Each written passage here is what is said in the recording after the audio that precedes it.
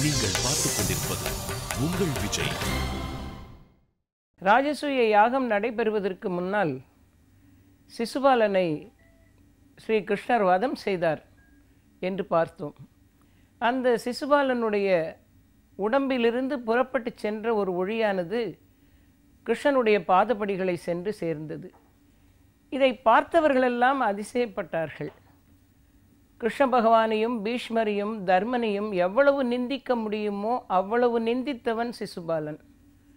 கொஞ்சம் கூட கிருஷ்ணனின் இறைத்தன்மையை உணராதவனைப் போல் நடந்து கொண்டவன். இத்தகைய சூழ்நிலைகளில் பழித்தும் இழித்தும் பேசிய சிசுபாலன் உயிர் விட்ட பிறகு அவனுடைய உடம்பிலிருந்து புறப்பட்டு சென்ற ஒளி ஸ்ரீ கிருஷ்ணனை சென்றடைந்தது என்பதை கண்ணார கண்டு கொண்டிருந்தவர்கள் மிகவும் அதிசயப்பட்டு போனார்கள். இதற்கென்று ஏதாவது ஒரு காரணம் இருக்க வேண்டுமே என்று சிந்தித்தார்கள். பாரத கதை அருமையாக சொல்லுகிறது. வைகுந்த வாசனாயிருக்கிற மகாவிஷ்ணுவின் அந்த திருவாயிலை காவல் காத்து கொண்டிருக்கக்கூடிய ஜெயன் விஜயன் என்று அழைக்கப்படுகிற 2 தொண்டர்கள், நாரத மகர்ஷி சர்வலோகமும் சென்று வரக்கூடிய ஆற்றலும் வரமும் பெற்றவராக இருந்த நாரதர் வைகுந்தத்திலே சென்று பெருமானை தரிசிப்பதற்காக உள்ளே நுழையச் சென்றார். இந்திரனும் பிரம்மனும் கூட உடனடியாக சென்று தரிசிக்க முடியாமல் இருக்கின்ற சூழ்நிலையோடு கூடியதாகிய வைகுந்தம் எப்பொழுதும் ஞானிகளும் சித்தர்களும் முனிவர்களும் தங்களுடைய சிந்தனையினால் எண்ணி எண்ணி துதித்து வழிபாடு செய்கின்ற பரம்பொருளாக இருக்கிற பகவான் இருக்கின்ற இடம். நாரத மகரிஷி திரிலோக சஞ்சாரியானதனால் எந்த நேரத்திலும் எந்த லோகத்திற்கும் சென்று வரக்கூடிய வாய்ப்பையும் உரிமையும் பெற்றிருந்தவர். அவர் பகவானை தரிசிப்பதற்காக உள்ளே செல்லும் போது ஜெயனாலும் விஜயனாலும் தடுத்து நிறுத்தப்பட்டார். இதை பார்த்தவுடன் நாரதருக்கு சற்று சினம் வந்துவிட்டது. நான் எந்த லோகத்திற்கு வேண்டுமானாலும் சென்று இறைவனை தரிசிக்கிற பாக்கியம் உடையவன், என்னை தடுத்து நிறுத்துவதற்கு இவர்கள் யார் என்று நாரதருக்கு வந்த சினத்தில் ஜெயனுக்கும் விஜயனுக்கும் நாரத மகரிஷி சாபம் கொடுத்து விட்டார். நீங்கள் இந்த அருமையான தொண்டை விட்டுவிட்டு பூலோகத்தில் போய் மனிதர்களாக பிறக்க வேண்டும் என்று சாபம் கொடுத்தார். இந்த சாபத்தை பெற்றுக்கொண்ட 2 பேரும் துடித்து போனார்கள். நாரத மகரிஷியை போன்ற ஒரு சிறந்த தவ முனிவர், விரதமுடையவர், ஞானமுடையவர், அவருடைய திருவாக்கிலிருந்து இப்படிப்பட்ட ஒரு சாபம் வந்து சேர்ந்து விட்டதே, இது ஜெயனுக்கும் விஜயனுக்கும் பலித்து விடுமே என்று சொல்லி பெருமானே நாரதரிடத்தில் இவர்கள் 2 பேரும் அறியாமல் செய்த இந்த குற்றத்திற்காக அவர்கள் இந்த சாபத்தை பெற்றுவிட்டார்கள், இதை வேறு யாராலும் நிவர்த்தி செய்ய முடியாது, தவமுனிவராக இருக்கிற தாங்களே கொடுத்த சாபத்திற்கு ஏதாவது ஒரு விமோசனம் சொன்னால் நன்றாக இருக்கும் என்று பெருமானே சொன்னார் என்று படிக்கின்றோம். நினைத்தால் மகாவிஷ்ணுவான பரம்பொருளே அந்த சாபத்திலே இருந்து இருவரும் விடுபடும்படியான அருளை பாலித்திருக்கலாம். இருந்தாலும் நாரத மகரிஷியனுடைய தவத்தையும் நாரத மகரிஷியனுடைய விரதத்தையும் அவருடைய ஆற்றலையும் வேதம் விளங்குகிற நாவை உடையவரான நாரதரின் வாக்கையும் காப்பாற்ற வேண்டும் என்பதனால் பெருமானே நாரதரை பார்த்து கேட்டுக்கொண்டார், இவர்களுக்கு ஏதாவது சாப விமோசனம் இருந்தால் சொல்லுங்கள் என்று. அப்பொழுது நாரதர் சொன்னார், இந்த ஜெயனும் விஜயனும் பூமியில் சென்று 7 பிறவிகள் பிறந்து அதற்கு பிறகு உன்னுடைய திருவடியை அடைய வேண்டும். அவர்கள் 7 பிறவிகளிலேயும் உனக்கு அன்பனாக இருந்து உன்னை பக்தி செய்து 7 பிறவிகள் நிறைவடையும் போது மீண்டும் அவர்கள் தங்களுடைய இடத்தை வந்து அடைவார்கள். அதற்கு அவர்களுக்கு விருப்பமில்லை என்றால் அவர்கள் 3 பிறவி எடுத்தே உன்னை அடையலாம். ஆனால் 3 பிறவிகளிலேயும் உன்னை சரியாக புரிந்தும் புரியாதவர்களாக, அறிந்தும் அறியாதவர்களாக, சொல்லப்போனால் உன்னுடைய பகைவர்களாகவே இருந்து 3 பிறவிகளிலும் உன்னை பகைத்து அதற்கு பிறகு வேண்டுமானால் அவர்கள் உன்னை வந்து அடைவார்கள். இந்த 2இல் அவர்களுக்கு எது விருப்பமோ அதை அவர்கள் தேர்ந்தெடுத்து கொள்ளலாம் என்று. அப்பொழுது ஜெயனும் விஜயனும் நினைத்தார்கள், 7 பிறவிகள் எடுத்து அதற்கு பிறகு இறைவனுடைய திருவடிக்கு வந்து சேர்வதை விட்டுவிட்டு நாங்கள் பகைத்தாலும் பரவாயில்லை, 3 பிறவிகள் எடுத்துவிட்டு அதற்கு பிறகு நாங்கள் மீண்டும் புறப்பட்ட இடத்திற்கு வந்து சேர அருள் பாலிக்க வேண்டும் என்று கேட்டுக்கொண்டார்கள். நாரத மகரிஷியும் மனமிறங்கினார். அவர் கொடுத்த மிகப்பெரிய சாபத்திற்கு இப்படிப்பட்ட ஒரு மாற்று சொல்லப்பட்டது. அதை கேட்டுக்கொண்டு ஜெயனும் விஜயனும் பூலோகத்திலே வந்து பிறந்தார்கள் என்று சொல்லுகிறது பாரத கதை. ஆக கிருத்தயுகத்திலே பகவானை எதிர்க்கக்கூடிய, பகவானுடைய பெயரை கேட்டாலே பிடிக்கவில்லை என்று சொல்லக்கூடிய, பகை பாராட்டுகிற நிலைமையில் இருந்த இரணியனும் இரணியாட்சனுமாக ஜெயனும் விஜயனும் வந்து தோன்றினார்கள்.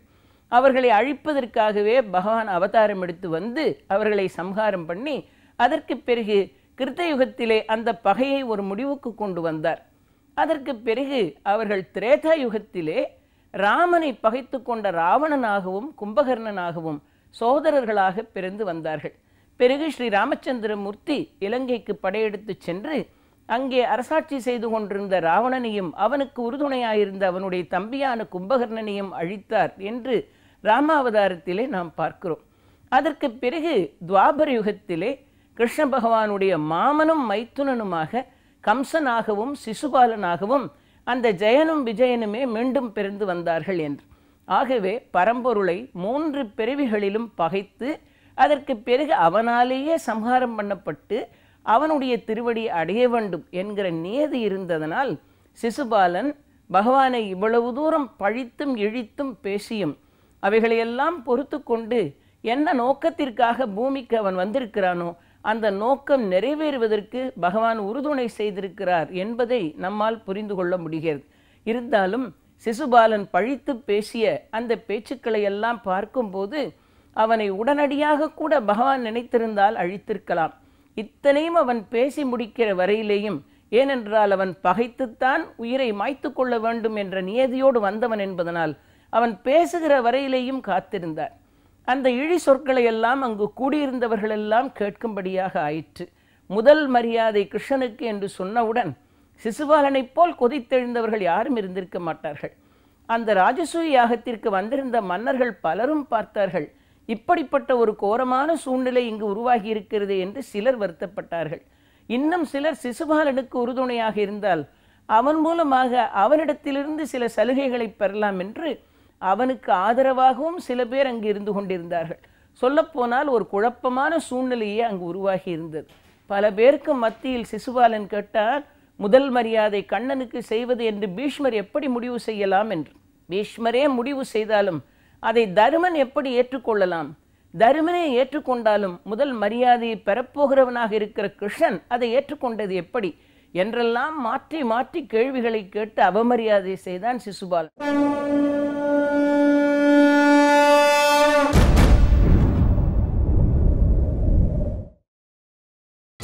நீங்கள் பார்த்துக் கொண்டிருப்பது உங்கள் விஜய். யாராவது வயதில் பெரியவர் என்று இருந்தால் அவர்களுக்கு மரியாதை செய்யலாம். ஸ்ரீ கிருஷ்ணனை பொறுத்தவரையில் அவன் வயதில் பெரியவனும் அல்ல. ஏனென்றால் கிருஷ்ணனின் தந்தையான வசுதேவர் இருக்கிறார். ஆகவே அவன் வயதில் பெரியவன் அல்ல. அரசனாக இருந்தால் மரியாதை செய்யலாம். கிருஷ்ணனை பொறுத்தவரையில் அவன் அரசனும் அல்ல. அரசன் என்று எடுத்துக்கொண்டால் துரியோதனனை போன்ற மன்னர்கள் இருக்கிறார்கள், அவர்களுக்கு மரியாதை செய்திருக்கலாமே என்றான். ஆச்சாரியானாக இருந்தால் மரியாதை செய்யலாம். கிருஷ்ணன் அந்த வகையிலும் மரியாதை செய்வதற்கு தகுந்தவன் அல்லன். ஏனென்றால் ஆச்சாரியான் என்கிற ஸ்தானத்திலே துரோணர் இருந்து கொண்டிருக்கிறார். ஆக அவருக்கு மரியாதை செய்திருக்கலாம். வரமுடையவர் என்று பார்த்தால் வரமுடையவர் என்கிற நிலையிலும் கிருஷ்ணன் வரமாட்டான். ஏனென்றால் நினைத்த நேரத்தில் உயிரை போக்கிக் கொள்ளலாம் என்கிற பெரிய வரமுடையவராக பீஷ்மர் இருந்து கொண்டிருக்கிறார். அப்படியானால் அவருக்கு மரியாதை செய்திருக்கலாம். இல்லை என்றால் பராக்கிரமசாலிக்கு மரியாதை செய்வது என்று முடிவு செய்தால் பராக்கிரமமுடையவனாகிய கர்ணன் இருக்கிறான், அவனுக்கு மரியாதை செய்திருக்கலாம். குருவுக்கு மரியாதை செய்யலாம் என்கிற கோதாவில் முடிவு செய்தால் கிருப்பாச்சாரியார் குருவாக இருக்கிறார், அவருக்கு மரியாதை செய்திருக்கலாம். ஆக கண்ணன் ஒரு ரித்விக்கும் அல்ல, வியாச பகவானே வந்து அமர்ந்திருக்கிறார் அந்த ஸ்தானத்தில். அவன் ஒரு ரித்விக்கும் அல்ல, ஒரு அரசனும் அல்ல, வயதில் மூத்தவனும் அல்ல, ஒரு ஆச்சாரியானும் அல்ல, ஒரு குருவும் அல்ல, பராக்கிரமம் உடையவனும் அல்ல என்றெல்லாம் மற்றவர்கள் முன்னால் தகுதியற்றவன் கண்ணன் என்று சொல்லுவதைப் போல எல்லா விதமான இழிச்சொற்களையும் வரிசையாக அடுக்கிக் கொண்டே இருந்தான். அதை கேட்டுக்கொண்டிருந்த பீஷ்மரால் தாங்க முடியவில்லை. அவர் சொன்னார், சிசுபாலனை பார்த்து நீ என்ன நினைத்து பேசிக்கொண்டிருக்கிறாய்? இந்த நிலமும் நீரும் நெருப்பும் காற்றும் ஆகாசமும் இந்த பஞ்சபூதங்கள் அனைத்துமே அவனுடைய ஆணையினால் தான் இயங்கிக் கொண்டிருக்கிறது என்பதை நீ அறிவாயா? இந்த பூவுலகில் மட்டுமல்ல, மேலுலகிலும் அண்டசராசரங்களிலும் இந்த பிரபஞ்சம் முழுவதிலேயும் உயர்ந்தவனாக இருக்கிறவன் ஸ்ரீ கிருஷ்ணன் மட்டும்தான். நீ அறியாமல் பிதற்றி கொண்டிருக்கிறாய். ஆக அறிந்தும் அறியாதது போல் இருப்பவன் யார் என்ன சொன்னாலும் அவன் ஏற்றுக்கொள்ளப் போவதில்லை. வேதங்களில் சிறந்ததாக இருப்பது சாமவேதம், சாமவேதத்திலும் சிறந்ததாக இருப்பது பிருகத் சாமம். மந்திரங்களில் சிறந்ததாக இருப்பது காயத்ரி மந்திரம், மலைகளில் சிறந்ததாக இருப்பது இமயம், நதிகளில் சிறந்ததாக இருப்பது கங்கை, மரங்களில் சிறந்ததாக இருப்பது அரசமரம், பறக்கிற பட்சிகளில் சிறந்ததாக இருப்பது கருடன். இப்படியெல்லாம் எல்லாவிதமான பொருள்களிலேயும் வஸ்துக்களிலேயும் சிறந்தது என்று ஒன்று இருக்கும். மனிதர்களில் சிறந்தவன் என்று போற்றப்படுகிறவன் அரசன். இப்படியெல்லாம் தேவாதி தேவர்களில் சிறந்தவன் என்று சொல்லப்படுபவன் தேவேந்திரன். இப்படியெல்லாம் சிறந்த பொருள், சிறந்த வஸ்து, சிறந்தவன், உயர்ந்தவன் என்றிருக்கும். ஆனால் இந்த எல்லா உயர்வையும் விட உயர்ந்தவனாக இருக்கிறவன், அனைத்துக்கும் மூலகாரணனாக இருக்கிறவன், சர்வத்தையும் இயக்குகிறவன், எங்கும் வியாபித்திருக்கிற ஆற்றல் உடையவன், சர்வத்தையும் அறிந்தவன் ஸ்ரீகிருஷ்ணன். அவனை பற்றிய உண்மை தத்துவத்தை புரிந்தும் புரியாதவனையும் போல அவமதித்தும் இழித்தும் பேசுகிறாய், நீ அழிவை சந்திக்கப் போகிறாய் என்று பீஷ்மர் சிசுபாலனை திட்டுகிற போது கூட அவன் மனம் மாறவே இல்லை. பகைப்பதற்காகவே வந்தவன் கடைசி வரையிலும் பகைத்து கொண்டே இருந்தான். பீஷ்மரையும் பார்த்தவன் திட்ட ஆரம்பித்தான். இந்த தர்மபுத்திரனை, யுதிஷ்டிரனை தர்மம் தெரிந்தவன் என்று உலகம் போற்றிக் கொண்டிருக்கிறது. இந்த யாகசாலையை தேடி நாங்களெல்லாம் வந்தோம் என்றால் இங்கிருக்கிற மன்னர்களை சந்தோஷப்படுத்த வேண்டும் என்றோ, இல்லை கிருஷ்ணனுடைய அனுகிரகத்தை பெற வேண்டும் என்றோ நாங்கள் வரவில்லை. தருமன் யாகம் செய்கிறான், அவன் ஏதோ நன்னறியில் நடக்கக்கூடியவன் என்று நினைத்து இந்த யாகத்திற்கு வந்து சேர்ந்தோம். ஆனால் வந்த பிறகுதான் தெரிகிறது தருமனும் நன்னறியில் நிற்கவில்லை. அவன் நன்னறியில் நிற்பதாக இருந்தால் பீமனும் அர்ஜுனனும் ஏறி குதித்து, மதில் மேல் ஏறி குதித்து வழியலாத வழியில் வந்து சேருகிறார்களே அரண்மனைக்குள், அதை அனுமதித்திருப்பானா? இல்லை, உள்ளே வரக்கூடியவர்களை அவன் தடுத்து நிறுத்தி இருக்க மாட்டானா? அறமல்லாத வழிகளில் சோதரர்கள் செல்லும் போது கூட அதை பார்த்து கொண்டு எந்த விதமான ஆட்சேபனையும் தெரிவிக்காமல் இருந்தவன் தான் தர்மபுத்திரன். ஆக அவன் நன்னடத்தை உடையவன் என்று இனிமேல் உலகம் சொல்லப் போவதில்லை. அவனும் அந்த நன்னடத்தை என்கிற வரம்பை மீறியவனாகத்தான் இருந்திருக்கிறான் என்று சொன்னவுடன் பிதாமகர் பீஷ்மர் சொன்னார், நீ அத்துமீறலாக பேசுகிறாய், சிசுபாலனை அழிவை சந்திக்கப் போகிறாய், வார்த்தையை அடக்கி பேசு என்றார். பேசிக்கொண்டே இருந்தவனுக்கு மற்றவர்கள் இடையீடு செய்து அவனை தடுத்து நிறுத்தும் போது இன்னும் சினம் தலைக்கேறிக்கொண்டே தான் இருந்தது. பீஷ்மரையே திட்ட ஆரம்பித்தான். குல முதல்வர் என்றும் பிதாமகர் என்றும் பெரியவர் என்றும் எல்லோராலும் போற்றப்படுகிறவராக இருக்கிறவர் பீஷ்மர். பகவான் ஸ்ரீ கிருஷ்ணரே பிதாமா என்று அழைக்கிற தகுதி உடையவர். அவரை பார்த்து கூட சிசுபாலன் பேசினான், நீ இந்த குலத்தையே நாசம் செய்வதற்காக அவதரித்திருக்கிறாய் என்று. நீ பாண்டவர்களுக்கு நல்ல வழி காட்டவே இல்லை. கண் தெரியாத ஒருவன் மற்றொரு கண் தெரியாதவனுக்கு வழிகாட்ட முடியுமா? அதுபோல தர்மத்தை பற்றிய எந்த சிந்தனையும் இல்லாத நீ தர்மம் தெரிந்தவன் போல் நடித்து கொண்டு பாண்டவர்களுக்கு வழிகாட்டுவதாக சொல்லிக் கொண்டிருக்கிறாய். இந்த குலமே உன்னால் நாசமடையப் போகிறது. உன்னை பார்க்கிற போதெல்லாம் எனக்கு ஒரு நிகழ்ச்சி தான் நினைவுக்கு வருகிறது என்றான் சிசுபாலன். சொல்லிவிட்டு அனைவர் கூடியிருக்கிற சபையிலும் மீண்டும் அதை சொல்ல ஆரம்பித்தான். தங்க நிறமான சிறகுகளோடு கூடிய ஒரு அன்னப்பட்சி இருந்தது. அதற்கு கொஞ்சம் வயதுமாகி போய்விட்டது. அது ஒரு தடாகக்கரையில் வாசம் பண்ணி கொண்டிருந்தது. எங்கேயும் பறந்து சென்று உணவை தேடாமல் இருந்த இடத்திலேயே இருக்கும். ஆனால் இருந்த இடத்தில் இருந்து கொண்டு ஏனைய அன்னப்பட்சிகளுக்கு அவ்வப்போது சில சில தர்மங்களை சொல்லி கொண்டிருக்கும். ஆனால் உணவு தேடப் போகாது. ஏனைய அன்னப்பட்சிகள் எல்லாம் வந்து இந்த அன்னப்பட்சிக்காக உணவை கொஞ்சம் தயார் செய்து கொண்டு வந்து கொடுத்து விட்டு அந்த அன்னம் சொல்லக்கூடிய தர்மத்தை கேட்டுக்கொண்டிருக்கும். இப்படி அன்னப்பட்சிகள் தாங்களே உணவை தேடி கொண்டு வந்து அந்த தடாகக்கரையை விட்டு அகலாத பெரிய அன்னப்பட்சிக்கு கொடுத்து போஷித்து கொண்டு வந்தன. அப்படி வருகிற காலத்தில் தடாகத்தின் மேல் பறப்பதற்காக செல்லுகிற அந்த அன்னப்பறவைகள் தங்கள் முட்டைகளை எல்லாம் கொண்டு வந்து இந்த அன்னப்பட்சிக்கு அருகில் வைத்துவிட்டு பாதுகாப்பாக வைத்துக்கொள் என்று சொல்லி புறப்பட்டு விடும். பறந்து திரிந்து விட்டு உணவை கொஞ்சம் கொண்டு வந்து இந்த பறவைக்கும் கொடுக்கும். கொடுத்து விட்டு பாதுகாப்பாக வைத்து விட்டு போன முட்டைகள் இருக்கிறதா என்று பார்த்தால் அந்த முட்டைகள் இருக்காது. அவைகளெல்லாம் அழிந்து போய்விட்டது என்று இந்த பெரிய பட்சி சொல்லிக்கொண்டே இருக்கும். ஒரு நாள் ஒரு அன்னப்பறவை இதை பார்த்து விட்டது. அடைக்கலமாக வைத்துவிட்டு போன முட்டைகளை எல்லாம் இருந்த இடத்தில் உணவு தேடாமல் உட்கார்ந்திருக்கிற அன்னப்பறவை சாப்பிட்டு கொண்டே இருந்தது. பறவைகளெல்லாம் திரும்பி வந்து பார்த்தது. யாரோ இந்த முட்டைகளை தூக்கி கொண்டு போகிறார்கள் என்று நினைத்தோம். யாரை காவலாக வைத்தோமோ அந்த அன்னப்பறவையே உண்டிருக்கிறது. ஆனால் அது பேசுவது மட்டும் தர்மம், சொல்வதெல்லாம் தர்மமாக இருக்கிறது, செயலோ அதர்மமாக இருக்கிறது.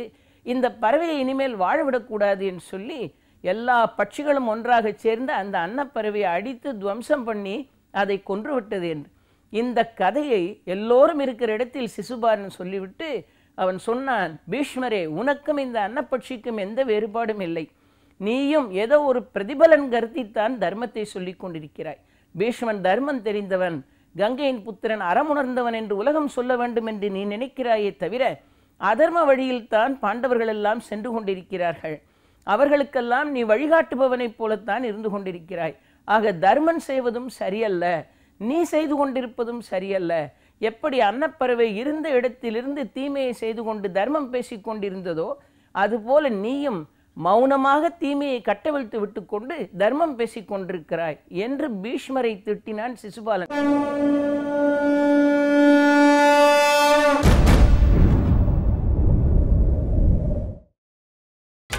நீங்கள் பார்த்துக் கொண்டிருப்பது உங்கள் விஜய்.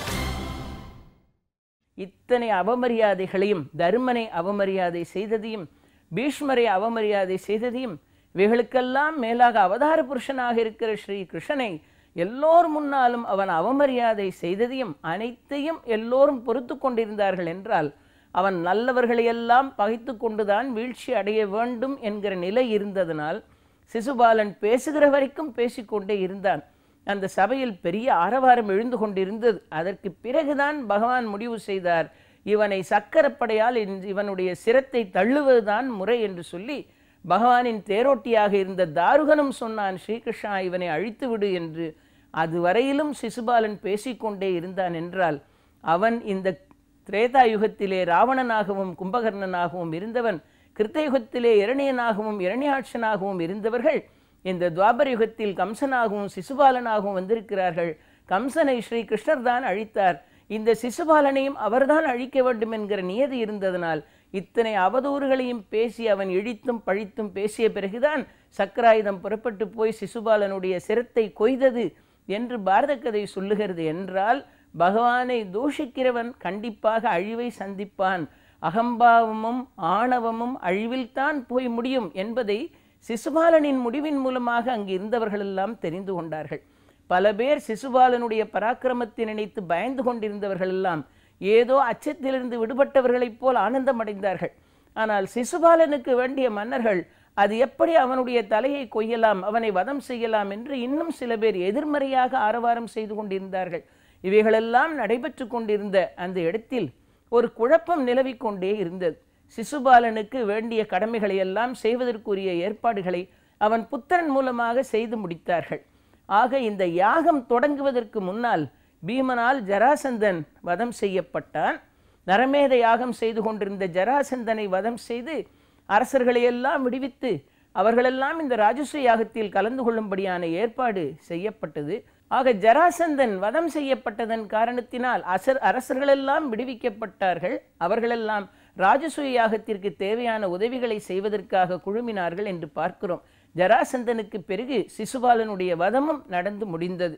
ஆக திசைகளெல்லாம் நடுங்க, பூதலம் நடங்க, இந்த மாதிரமெல்லாம் நடுங்கும்படியாக திசையானைகளெல்லாம் நடுங்க, திக்பாலர்களெல்லாம் நடுங்க, மிகப்பெரிய யுத்தமாக சிசுபாலனுடைய வதமும் பீமனால் கொல்லப்பட்ட ஜராசந்தனுடைய வதமும் நடந்து முடிந்தது. இவைகளுக்கெல்லாம் பிறகுதான் ராஜசூய வேள்வி சீரோடும் சிறப்போடும் நடைபெற்றதாக பாரத கதை குறிப்பிடுகிறது. ஆக ஜராசந்தன் மாண்டு போனான், சிசுபாலனும் பகவானால் வதம் செய்யப்பட்டான். எந்த தடையும் இல்லாமல் ராஜசூய யாகம் நடைபெறுவதற்குண்டான வேலைகளிலே எல்லோரும் ஈடுபட்டார்கள். மன்னாதி மன்னர்களெல்லாம் வந்து திரண்டார்கள். வேத வித்துக்கள் வந்து சேர்ந்தார்கள். திசை நோக்குகிற திசையிலெல்லாம் அந்தணர்கள் நிறைந்திருந்தார்கள். பன்னாட்டு மன்னர்களும் வந்து குவிந்திருந்தார்கள். ராஜசூய யாகத்திற்கான ஏற்பாடுகள் நடைபெற்று கொண்டிருந்தது. எங்கு திரும்பி பார்த்தாலும் ஆடலும் பாடலும் நடனமும் மகிழ்வும் வேத கோஷமுமாக இருந்தது. வந்தவர்களுக்கெல்லாம் தங்க கலசங்களில் அன்னம் படைத்தார்கள். எல்லோரும் உண்டு பசி தீர்ந்து ஆனந்தமாக இருந்தார்கள். ராஜசூய வேள்வி நடந்த இடத்தில் யாருக்கும் பசியும் இல்லை, யாருக்கும் களைப்பும் இல்லை, யாரும் தாகத்தினால் சிரமப்படவும் இல்லை, யாரும் கவலை தோய்ந்த முகத்தோடு காணப்படவும் இல்லை. அனைவரும் மகிழ்ச்சியாகவும் ஆனந்தமாகவும் இருந்தார்கள். அந்த ராஜசூய யாகத்தில் சாதுக்களும் ரிஷிகளும் முனிவர்களும் திரண்டிருந்தார்கள். இந்திரபிரஸ்த நகரத்தை பார்த்தால் இந்திரபிரஸ்த நகரம் தேவலோகத்தை விட அழகாக இருந்தது என்று சொல்லுகிறது பாரத கதை. சொல்லப்போனால் இந்திரபிரஸ்த நகரமானது கோமேதகமும் மரகதமும் வைரமும் பவளமும் வைடூரியமுமாக குவிந்திருக்கிற ஒரு கடலை போல் காட்சியளித்தது என்று சொன்னார்கள். இந்த செல்வங்களெல்லாம் நிறைந்திருக்கிற காட்சியை பார்க்கும்போது இந்த இந்திரலோகமும் ஈடாகாது என்று சொல்லும்படியாக அவ்வளவு ஆனந்தமான சூழ்நிலையில் செல்வாக்கினுடைய குவியலையும் செல்வத்தினுடைய சேர்க்கையும் பார்க்கிற போது வந்தவர்களெல்லாம் பிரமித்து நின்றார்கள். அந்த யாகசாலையை பார்த்தால் இந்த இந்திரபிரஸ்த நகரத்தினுடைய சிறப்புகளை எல்லாம் பாரத கதையில் மிக அழகாக சொல்லி வைத்தார்கள். திரும்பிய திசைகளிலெல்லாம் நவமணிகள் தான், எங்கு பார்த்தாலும் குவிந்து கிடந்தன நவமணிகள் என்று.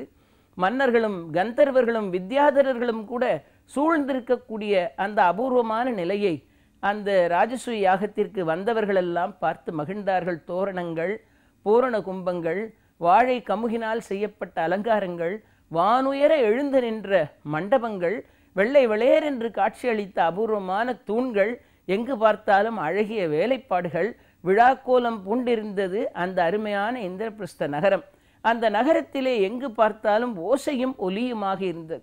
அரசர்கள் சூழ்ந்து வந்ததனால் ஒருவரோடு ஒருவர் பேசிக்கொள்ளுகிற சப்தங்களும், அமைச்சர்கள் ஆணையை பிறப்பித்து கொண்டிருக்கிற குரலும், உழவர்களினுடைய ஒலியும், வியாபாரிகள் ஒருவரோடு ஒருவர் பேசிக்கொள்ளக்கூடிய சப்தமும், அந்தணர்கள் ஜபித்து கொண்டிருக்கிற வேத மந்திரங்களினுடைய ஒலியுமாக எங்கு பார்த்தாலும் ஆரவாரம்தான் நிரம்பியிருந்தது. அவ்வளவு மகிழ்ச்சியாக எல்லோரும் அந்த யாகத்தில் கலந்து கொள்வதற்காக திரண்டிருந்தார்கள் என்று பாரத கதை நமக்கு சொல்லுகிறது.